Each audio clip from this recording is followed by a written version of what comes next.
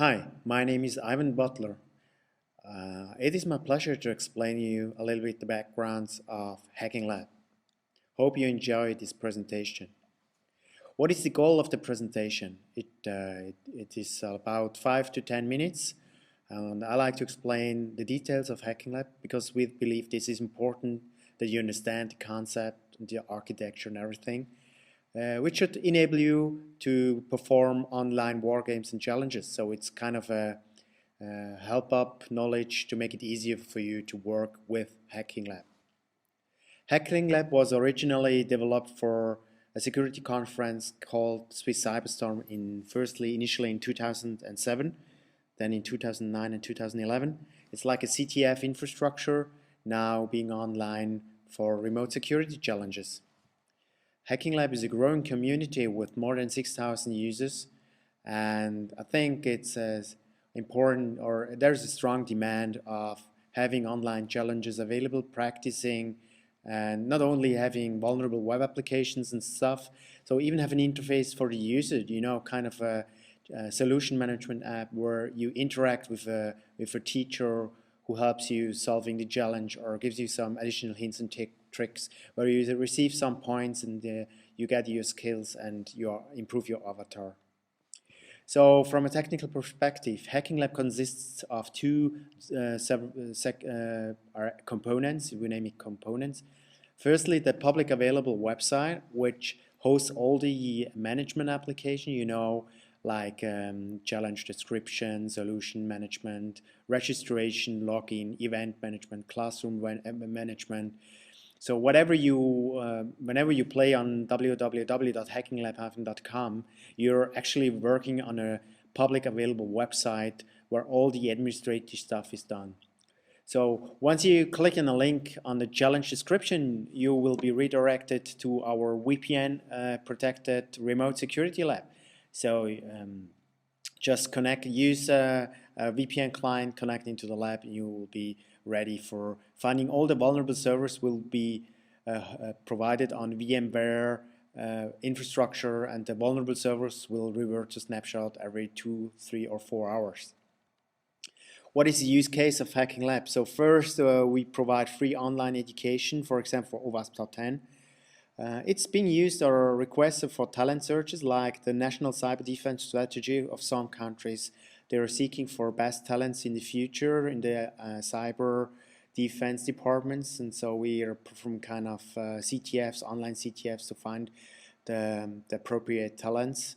It is being used for security trainings and awareness campaigns for security companies. They're using Hacking Lab to perform or to have a lab in their classroom, and it is on the roadmap to have a certification program where one could gain a certification provided by Hacking Lab.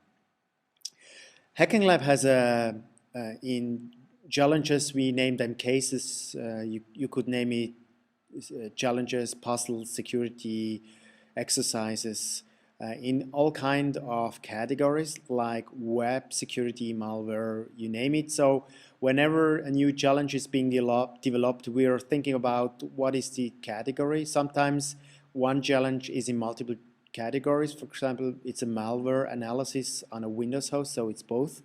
So you will find out on the icon is actually listed on the challenge description. You will see what is the category of the challenge you're actually working on.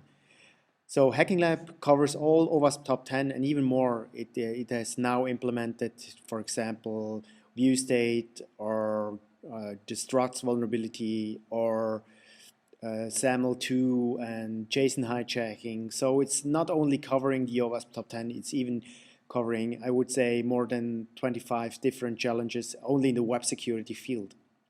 Most vulnerable servers are programmed, developed by Hacking Lab.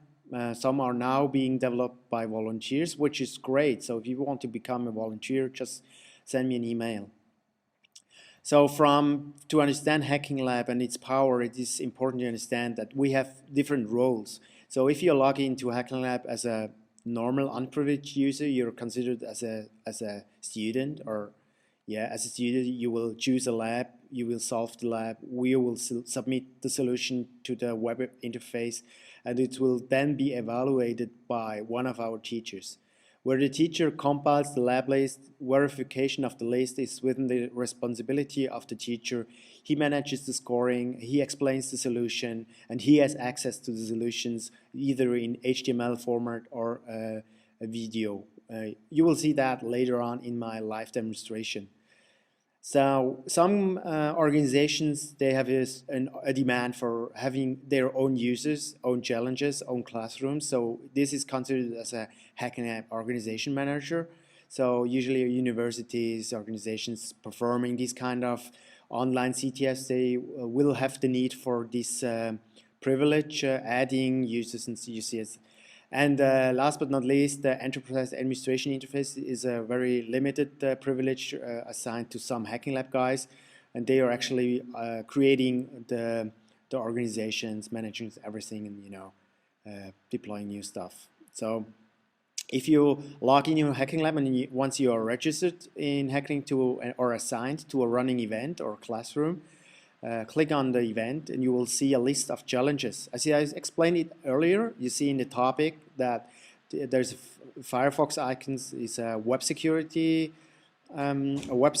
challenge. We have penetration testing, which is the hammer, a lock for kind of crypto challenge, and so on. So you choose the challenge, then we have the title. So what is the mission? If you click on that link, you will be routed to a website that explains what actually is the mission about. There's a level. Level 1 is an easy one, level 2 intermediate, and level 3 advanced. You will see some points. So 0 means this guy who is currently logged in did not receive any points for challenge 1. So 0 means 0 points up until now, where 20 is the maximum one would get for solving this challenge. And we have the solution app. So whenever a guy has solved the solution, he should click on the solution link and submit the solution. Usually what is requested by Hacking Lab is first explaining the vulnerability, second, or identification of the vulnerability, second, exploitation of the vulnerability, sending some proving material like hacking journal and stuff. And third, it is important to explain remedy and mitigation. So it's always a three-point view of sending solutions. So the people who are receiving points, they are listed in a ranking page. It is we have several ranking pages, scorings. So a per event scoring is, for example, OWASP top 10. The guys who most solved the OWASP challenges is considered as #1 in the OWASP event, where we have a global ranking that is a scoring for all events ever happened on Hacking Lab, and you will see that on the left-hand side in the menu. So we have an avatar system in place. So when you're a beginner, you're considered as a hobo. So in between 0 and 150 points, or 100 points, sorry, you're considered a hobo. From 100 to 250, you're a dongle. From 250 to 500, you're a nerd. From then geek, chief, crack, and people with more than 5,000 points are considered as root. So if you work with Hacking Lab, or if you're doing some challenges from remote, as you have seen in the beginning, VPN is recommended, and as VPN is kind of difficult to install on Windows, and so we had some problems explaining people how to set up the VPN connection. That's why we have decided to set up or provide a free live CD. And if you download and get the live CD, everything is pretty much up and running. On the upper right side, you have the Swiss flag, which is the keyboard layout. So if you don't like the keyboard layout, click on the Swiss flag and you change it to US keyboard or whatever you use your preference. And if you click on the VPN icon, enter your Hacking Lab username and password. So the same username and password you are using on www.hackinglab.com. So the same website username and password will guide you through the VPN, and you will then have access to the vulnerable servers. Without an established VPN connection, you won't be able to reach the vulnerable servers. So this is kind of a pre-requirement for being able to actually solving online challenges in Hacking Lab. Here you see the live CD download link. So we update the live CD once a month. So because we don't want people to have a vulnerable system, so the live CD has usually latest kernel, latest updates, latest Metasploit plugins, latest Firefox, and so it will be mostly updated once a month. Keep an eye on the latest live CD. So if you are not experienced with the live CD, actually our preferred solution for providing the live CD is on VirtualBox, because it's so easy to double-click an OVA file and waiting the import assistant to finish. And once you're done, the VirtualBox appliance is pretty up and running. Some guys prefer VMware, so you have to manually install the live CD within VMware. That's something you have to do by yourself. Or if you prefer Backtrack, that's something we recommend or we support as well. So for those don't want to download the whole ISO image and getting the VPN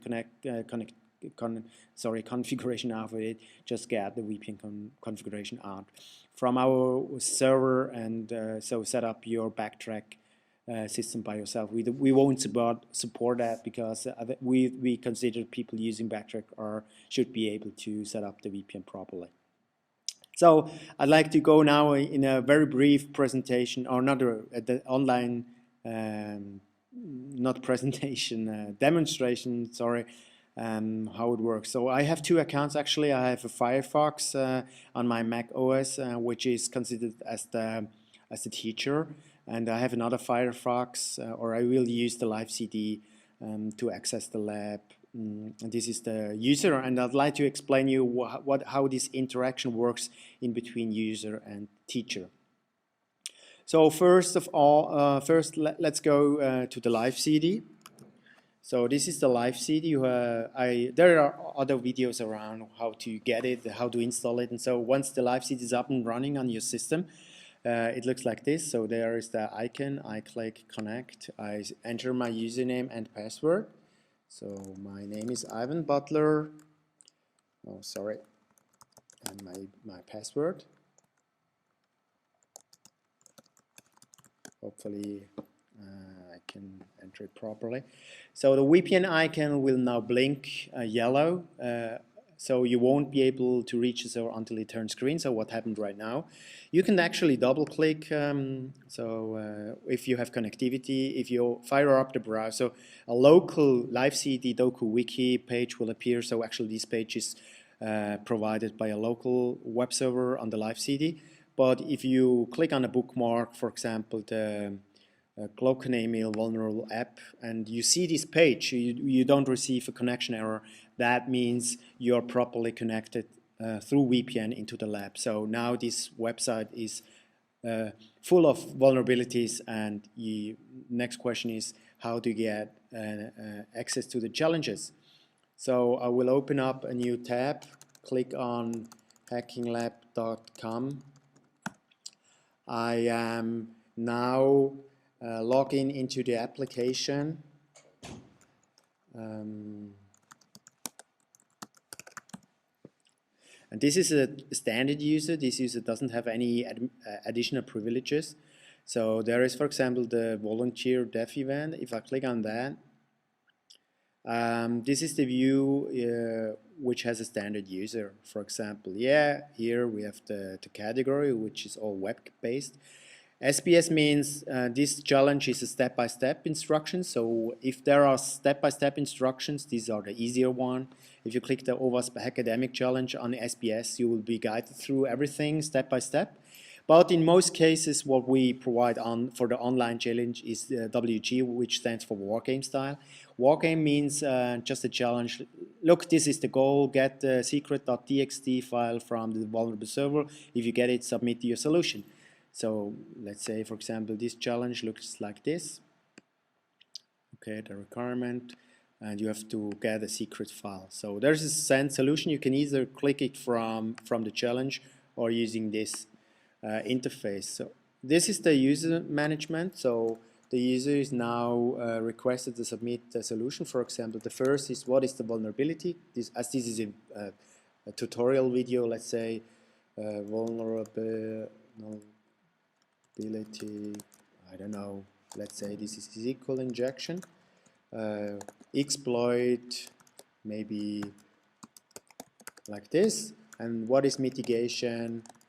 Mitigation for SQL is for example prepare statement.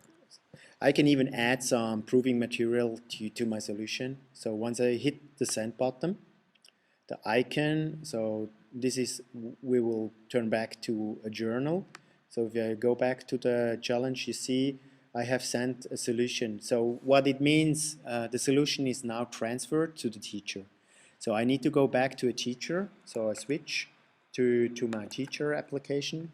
This is the super teacher user. I have to submit my username and password.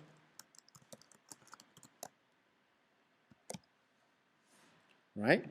So we are on the volunteer event here, which is, where is it? I had to cut out this after. Okay, here's the volunteer event.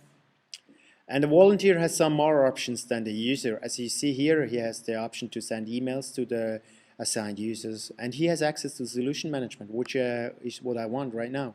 So the user nickname Supermonster with the surname Ivan Butler with this email address has sent some solutions right now. So I click, I think the second is the one we just did send. So you see, oh no, the other one, this one. And you see, this is the view from the teacher's point of view. So if a teacher doesn't have a clue what is the expected question, the teacher can click on the case description and we'll have details of what the user description. If the teacher doesn't know the proper solution, he can click on the movie link and has access to a movie, and the movie is explaining the whole step-by-step instruction to the teacher. So when teacher watches the movie, and so this is the description, what has to be done, and so on. So or he can even access a step-by-step instruction. So this is more or less the teacher app. So the teacher can now give full points, partial points, or reject the solution. Let's assume that this is partially correct. Then let's say the teacher gives only 5 points because missing, I don't know, question 4 not answered. Sorry. So the teacher in his work list has now only one solution left, where from the student's point of view, if you reload a page, the student learns that his solution seems to be partially solved, partially accepted. Click again, what is going wrong? Okay, my teacher says me, okay, because missing blah blah blah. Add some entry, and so all right, the missing part is, you name it, and send it back to the student, to the teacher. So the icon turns to this blue send icon. Going back to the teacher again, refreshing this page, we see another solution, the one who has 5 points. Click on that. I see what is the last entry from the hacking solution. And let's assume now we fully accept this solution. I click fully accept here. Say congratulations, full points given. Whatever. Iwan is my alias, so send it to back. So, and that's pretty much what the teacher has to do. And from the student's point of view, if you refresh the page, it turns green. All right, that's it. There are, as I said in the beginning, there are other tutorial videos available how to get and download the live CD. You have to be assigned to a running event, which is also covered by another video tutorial. So So for those who received the registration link for an event online or using one of the free events, so if I log out, click on events here, you will see free events which I am currently registered to. But if you are not registered yet, then you click on the register button. Then these are free. There are some hidden events you won't see, and for those participating in one of the hidden events, you should have received a secret link how to register for one of these events. So hopefully this helped a little bit to get in touch with Hacking Lab, to understand the concept, to being able to read solutions and to send solutions, to understand the icons and everything. So if there are any questions left, don't hesitate sending an email to support@hackinglab.com. So we're glad to help. Thank you very much. Take care. Bye.